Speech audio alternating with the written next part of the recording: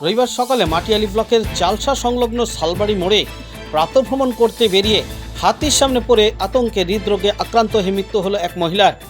এ ঘটনায় ওই এলাকায় আতঙ্ক ছড়িয়ে পড়েছে। পুলিশ সূত্রে জানা গিয়েছে, মৃতা মহিলার নাম লিপিকা রায়, বয়স 26, বাড়ি বাতাবাড়ি 1 নম্বর গ্রাম পঞ্চায়েতের শালবাড়ি মোড় খড়িয়ার বন্দর বস্তিতে। এ ঘটনায় ওই এলাকায় চাঞ্চল্য ছড়িয়ে পড়েছে।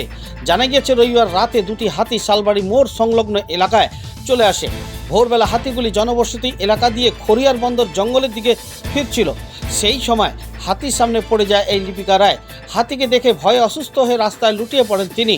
স্থানীয় বাসিন্দারা ওই মহিলাকে উদ্ধার করে প্রথমে চালসা মঙ্গলবাড়ি গ্রামীণ হাসপাতাল ও পরে মাল সুপার স্পেশালিটি হাসপাতালে নিয়ে গেলে সেখানেই ওই মহিলার মৃত্যু হয়।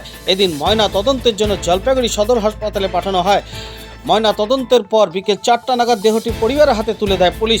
মৃত লিপিকা রায়ের 6 মাসের একটি শিশু সন্তানও রয়েছে।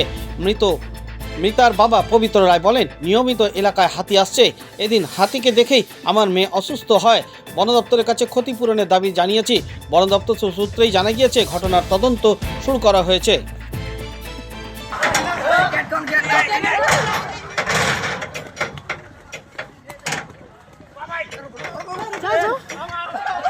চলে গেছে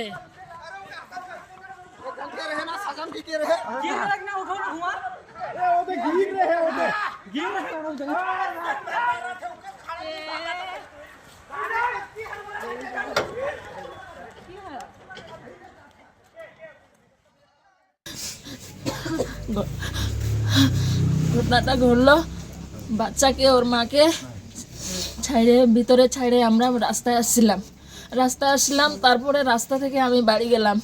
বাড়ি যাওয়ার পরে উনি বললো যে, মা আমাদেরকে দরজা লাগাই দিছিস। আমরা না হাঁটতে যাব। তারপরে দরজা খুলে দিলাম। ও হাঁটতে যাওয়ার জন্য বাইর হলো, সামনাসামনি হাতি। তারপরে ও বেহেস্ট পড়ে গেল।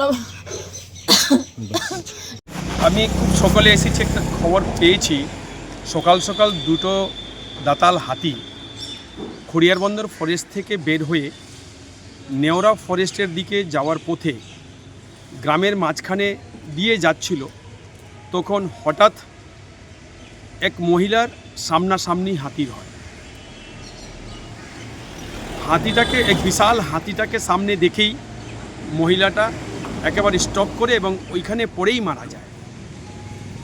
মেয়েটার নাম হচ্ছে লিপি রায়, 26 বছর বয়স, এবং তার বাচ্চা 5 বছর বয়স, 5 মাস বয়স। এখন আপনারা কি চাচ্ছেন? আমরা চাচ্ছি এখন পিএম হবে এবং ফরেস্ট ডিপার্টমেন্টকে জানানো হয়েছে। গরিব পরিবার, হাজব্যান্ড একটা গাড়িতে কাজ করে এবং ওদের জমি জমা কিছু নেই। ফরেস্ট ডিপার্টমেন্ট যদি এটাকে তাদের কম্পেনসেশনের আওতায় নিয়ে আসে, তাহলে পরিবারটা বাঁচে আর কি।